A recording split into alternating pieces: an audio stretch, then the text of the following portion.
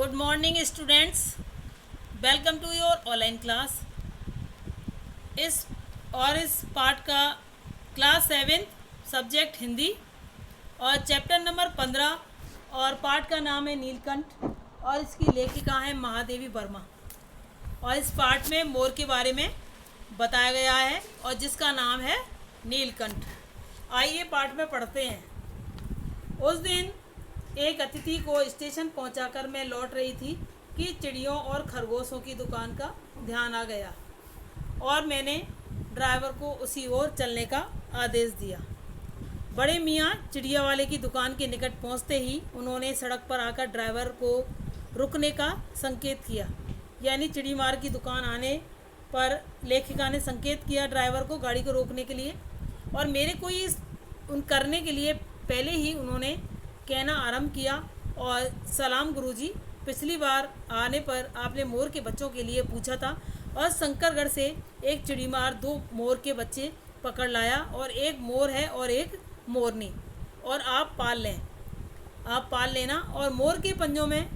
दवा बनती है पंजों से, और सो ऐसे ही लोग खरीदने आए थे। और आखिर मैंने सीने में भी तो इंसान का दिल है, यानी मेरे सीने में एक इंसान का दिल है, मैं उनको ऐसे मारने के लिए कैसे दे दूं। और सो ऐसे ही लोग खरीदने आए थे और मारने के लिए ऐसी मासूम चिड़िया को कैसे दूं, टालने के लिए मैंने कह दिया और गुरुजी ने मंगवाए हैं। वैसे ये कमबख्त रोज़गार ही खराब है, बस पकड़ो पकड़ो मारो मारो। बड़े मियाँ के भाषण की तूफान मेल के लिए कोई निश्चित स्टेशन नहीं है और सुनने वाला थककर जहाँ रोक दे वहीं स्टेशन मान लिया जाता है। और इस तथ्य से परिचित होने के कारण ही मैंने बीच में उन्हें रोककर पूछा कि मोर के बच्चे हैं कहाँ हैं। बड़े मियाँ के हाथ के संकेत का अनुसरण करते हुए मेरी दृष्टि एक तार के छोटे से पिंजरे तक पहुँची और जिसमें तीतरों के समान 2 बच्चे बैठे थे। पिंजरा इतना संकीर्ण था, यानी इतना छोटा था पिंजरा कि वे जो पक्षी शावक जाली के गोल फ्रेम में किसी जड़े चित्र के जैसे लग रहे थे। यानी जो वो पक्षी दोनों मोर के जो बच्चे थे वो इस तरह से लग रहे थे पिंजरे में, जैसे उनको तस्वीर में मार करके जड़ा हो। और मेरी निरीक्षण के साथ साथ बड़े मियाँ की भाषण मेल चली जा रही थी, यानी वो बोले जा रहा था। और ईमान कसम गुरुजी चिड़ीमार ने मुझसे इस मोर के जोड़े के नगद 30 रुपये लिए हैं आगे, और 12 कहा कि 12 कहाँ भाई, ज़रा सोच तो, अभी इनमें मोर की कोई खासियत भी है। उसने कहा कि मोर की कोई खासियत है क्या इसमें कि तू इतनी बड़ी कीमत की मांगने चला। पर वह मुझी क्यों सुनने लगा, यानी वह कंजूस क्यों सुनने लगता है उसकी बात को, और आपका ख्याल करके अस्ता पस्ता कर देना ही पड़ा। अब आप जो मुनासिब समझें। अस्तु 30 चिड़ीमार के नाम के और 5 बड़े मियाँ के ईमान के देकर जब मैंने वह छोटा पेड़ा कार में रखा, तब मानो वह जाति में चौकटे का चित्र जीवित हो गया। दोनों पक्षी शावकों के छटपटाने से लगता था मानो पेड़ा भी सजीव उड़ने योग्य हो गया हो। यानी जब वो पिंजरों उसको पक्षियों को लेकर के आई तो उन पक्षियों को उड़ता देख करके इस तरह से लग रहा था जैसे वो पिंजरा भी सजीव हो गया उनको देख करके। और घर पहुंचने पर सब कहने लगे कि तीतर हैं, मोर कह करके ठग लिया है। और उसको घर पर सब कहने लगे कि तीतर दे दिए हैं तेरे को, मोर नहीं है, मोर के नाम से तेरे को ठगा है। और कदाचित अनेक बार ठगे जाने के कारण भी ठगे जाने की बात मेरे चिढ़ जाने की दुर्बलता बन गई, यानी मुझे बुरा लगा। और अप्रसन्न होकर मैंने कहा कि मोर के क्या कोई सुरखाव के पर लगे होते हैं, यानी कोई मोर की कोई अलग से कुछ पंख लगे होते हैं क्या, है तो पक्षी। तो चिढ़ा दिया जाने के कारण ही संभवतः उन दोनों पक्षियों के प्रति मेरे व्यवहार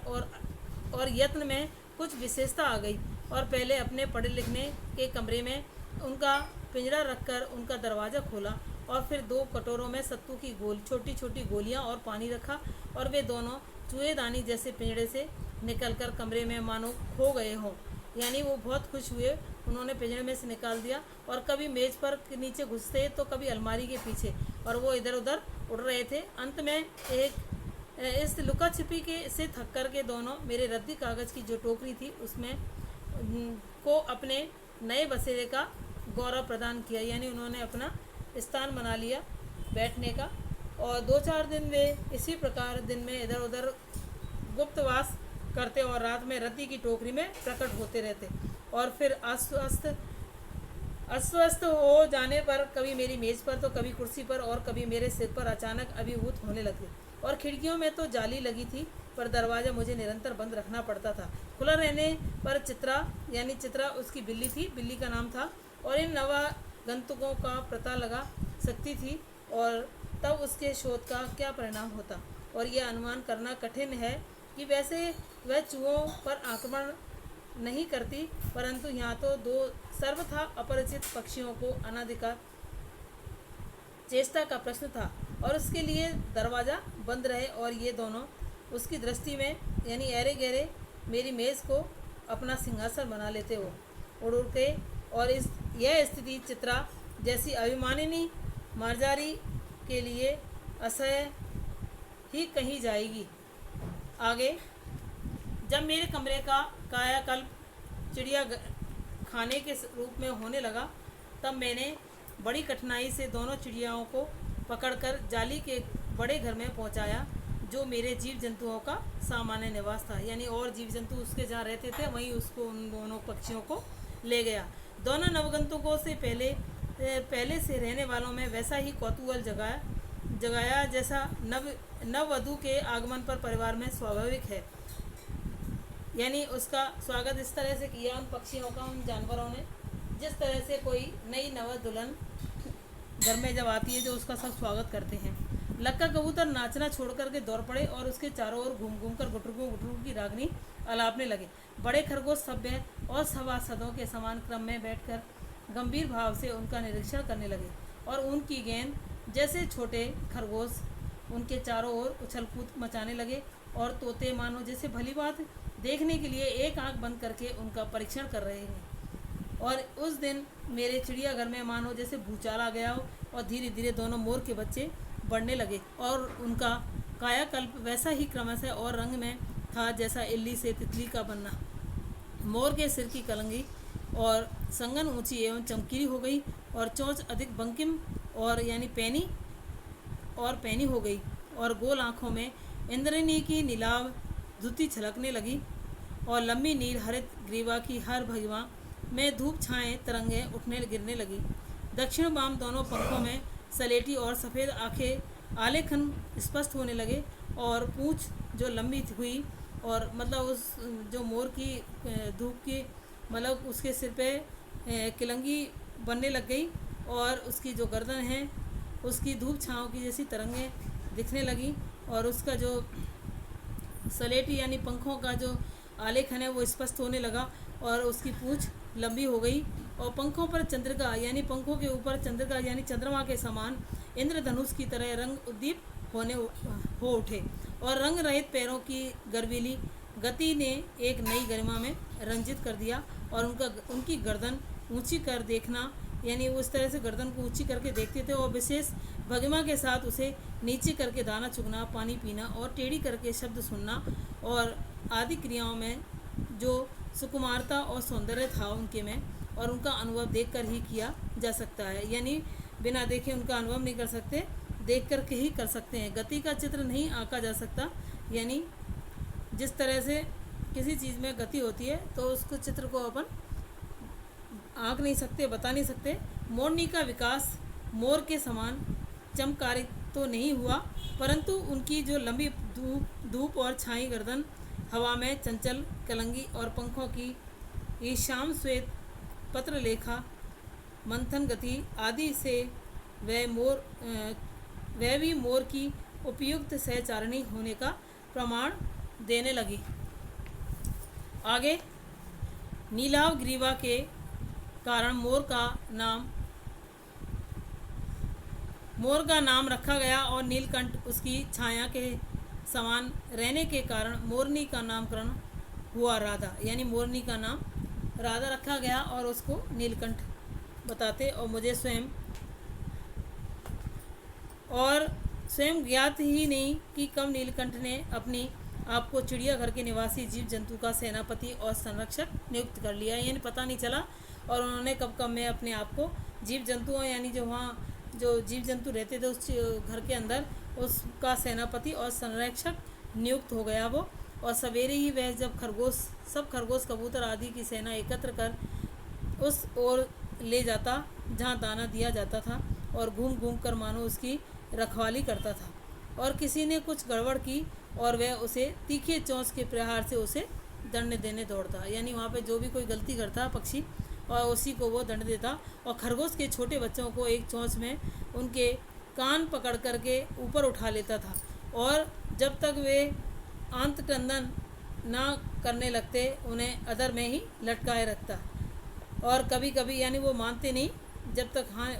तक वो उसको अपनी चोंच में ही रखता। और कभी कभी उसकी पैनी चोंच से खरगोश के बच्चों का कर्णवेश संस्कार हो जाता था, यानी उन बच्चों के खरगोश के कानों में छेद हो जाते उसकी चोंच से। पर वे फिर कभी उसे क्रोधित होने का अवसर नहीं देते थे और दंड विधान के समान ही उन जीव जंतुओं के प्रति उसका प्रेम भी असाधारण था। और प्राय वह मिट्टी में पंख फैलाकर बैठ जाता और वे सब उसकी लंबी पूंछ और संगन पंखों में छुआछुआल सा खेलते रहते थे। और जब वो मिट्टी के अंदर पंख फैला के बैठ जाता तो सभी पक्षी उसके आगे पीछे घूम करके और छुपन छुपाई खेलते थे। ऐसे ही किसी भी स्थिति में एक सांप जाली के भीतर पहुंच गया और जब जीव जंतु भागकर इधर उधर छिप गए, केवल एक शिशु यानी खरगोश का जो बच्चा था वो सांप की पकड़ में आ गया और निकलने के प्रयास में सांप ने उसका आधा पिछला शरीर को मुंह में दबा रखा था और शेष आधा जो बाहर था उससे ची ची का स्वर भी इतना तीव्र नहीं निकल रहा था, शेष नहीं निकल सकता था, किसी भी कोई स्पष्ट नहीं सुनाई दे रहा था। और नीलकंठ दूर ऊपर झूले में सो रहा था। उसी के चौकन्ने कानों ने उस मंद स्वर की व्यथा पहचानी और वह पंख समेटकर और सर से एक झपटे में नीचे आ गया। और संभवतः अपनी सहज चेतना से ही उसने समझ लिया होगा कि सांप के फन पर चोंच मारने से खरगोश भी घायल हो सकता है। और अपने सांप को फन के पास पंजों से दबाया और फिर चोंच से इतने प्रहार किए कि वे अधमरा हो गया और पकड़ ढीली पड़ते ही खरगोश का बच्चा मुख से निकल तो आया परंतु निश्चेष्ट या नहीं पड़ा रहा। और राधा ने सहायता देने की आवश्यकता नहीं समझी परंतु अपनी मंद केका से किसी असामान्य घटना की सूचना सब ओर प्रसारित कर दी। और माली पहुंचा, फिर हम सब पहुंचे। नीलकंठ जब सांप के 2 खंड पर कर चुका था, यानी 2 टुकड़े कर चुका था, तब उस शिशु खरगोश के पास गया और रात भर उसे पंखों के बीच रखे उष्णता देता रहा, यानी उसको गर्मी दी। और कार्तिकेय ने अपने युद्ध वाहन के लिए मयूर को क्यों चुना गया होगा और यह उस पक्षी का रूप और स्वभाव देखकर समझ में आ जाता। मयूर कला प्रिय वीर पक्षी है और हिंसक मात्र नहीं है और इसी से उसे बाज चील आदि की श्रेणी में ही नहीं रखा जा सकता जितना भी क्रूर कर्म है। नीलकंठ में उसकी जातिगत विशेषता तो थी ही, उनका मानवीकरण भी हो गया था। और मेघा की सांवली छाया में अपनी इंद्रधनुष के गुच्छे जैसे पंखों को मंडलाकार बना करके जब वह नाचता था तब उस नृत्य के उस सहजता ले ताल रहता था और आगे पीछे दाहिने बाएं क्रम से घूम करके वह किसी अलक्ष्य सम पर ठहर जाता था। और राधा नीलकंठ के समान नहीं नाच सकती थी, यानी नीलकंठ यानी मोर के समान जो मोरनी थी वो नहीं नाच सकती थी, परंतु उसकी गति में भी एक छंद रहता था। वह नृत्य मग्न नीलकंठ की दाहिनी की ओर पंख को छूती हुई बाईं ओर निकल जाती थी और बाएं पंख को स्पर्श कर दाहिनी ओर। इस प्रकार उसकी परिक्रमा में भी एक पूरक ताल परिचय मिलता था। नीलकंठ ने कैसे आगे समझ लिया कि उसका नृत्य मुझे बहुत भाता है और यह तो नहीं बताया जा सकता, परंतु अचानक एक दिन वह मेरे जालीघर के पास पहुंचते ही अपने झूले से उतरकर नीचे आ गया और पंखों का सतरंगी मंडराकार छाता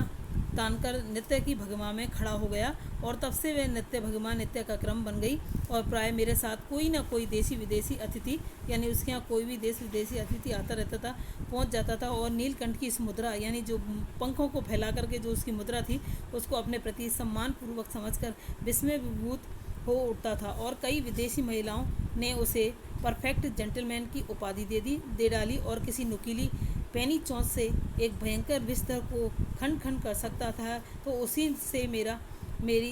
हथेली पर रखे हुए भुने चने ऐसे कोमलता से हौले हौले उठाकर खाता था जैसे हंसी भी आती थी उसको देख के, मतलब, और विस्मय भी होता था। और फलों के वृक्षों में अधिक से अधिक पुष्पित और पल्लवित वृक्ष भाते थे और वसंत में जब आम के वृक्ष की सुनहरी मंजरियों से लद जाते थे तो अशोक नए लाल पल्लवों में ढक जाता था और जब जालीघर में यह इतना अस्थिर हो उठता कि उसे बाहर छोड़ देना पड़ता। आगे नीलकंठ और राधा की सबसे प्रिय ऋतु तो वर्षा ही थी, यानी मोर की जो सबसे प्रिय ऋतु है वो वर्षा ऋतु है और मेघों के उमड़ आने से पहले ही वे हवा में उसकी सजल आहट पा लेते थे और तब उसकी मंद केका की अनुगूंज तीव्र से तीव्रतर होती हुई मानो बूंदों के उतरने के लिए सोपान पंक्ति बनने लगती थी और मेघ की गर्जन के ताल पर ही उसके तन में नृत्य का आरंभ होता और फिर मेघ जितना अधिक गरजता और बिजली जितनी अधिक चमकती थी, बूंदों की रिमझिमाहट जितनी तीव्र होती जाती और नीलकंठ के नृत्य का वेग उतना ही अधिक बढ़ता जाता और उसकी केका का जो स्वर था और उतना ही मंद्रतर होता जाता और वर्षा के थम जाने पर वह दाहिने पंजे पर दाहिने पंख और बाएं पर बायां पंख फैलाकर सुखाता और कभी कभी वे दोनों एक दूसरे के पंखों में टपकने वाली बूंदों को चोंच में पी करके पंखों का गीलापन दूर करते रहते और इस आनंद सब को ही रंगिनी में बेमेल स्वर जैसे कैसे बज रहा उठा। और यह भी एक करुणा कथा है और एक दिन मुझे किसी कार्य में नखास कोने से निकलना पड़ा और बड़े मियाँ ने पहले के समान कार को रोक लिया और इस प्रकार किसी पिंजड़े की ओर नहीं देखूंगा और एक संकल्प करके मैंने बड़े मियाँ के विरल दाढ़ी को सफ़ेद डोरे से कान में बंधी ऐनक को ही अपने ध्यान का केंद्र बनाया। पर बड़े मियाँ के पैरों के पास तो मोरनी पड़ी थी और उसे अनदेखा करना कठिन था। मोरनी राधा के समान ही थी और उसके मूंज में बंधे दोनों पंजों की जो उंगलियां टूटकर इस प्रकार एकत्रित हो गई थी कि वह खड़ी ही नहीं हो सकती थी। बड़े मियाँ की भाषण बेल फिर दौड़ने लगी और देखिए गुरुजी, कमबख्त चिड़ीमार ने बेचारी का क्या हाल किया और ऐसी कभी चिड़िया पकड़ी जाती है। आप ना आइए, होती तो मैं उसी के सिर पर उसे पटक देता, पर आपसे भी यह अधमरी मोरनी ने ले जाने को कैसे कहूँ। यानी वो बीमार थी और सारांश यह है कि 7 रुपये की दे करके मैं उसकी उंगली सीट पर रखवा कर घर ले आई और एक बार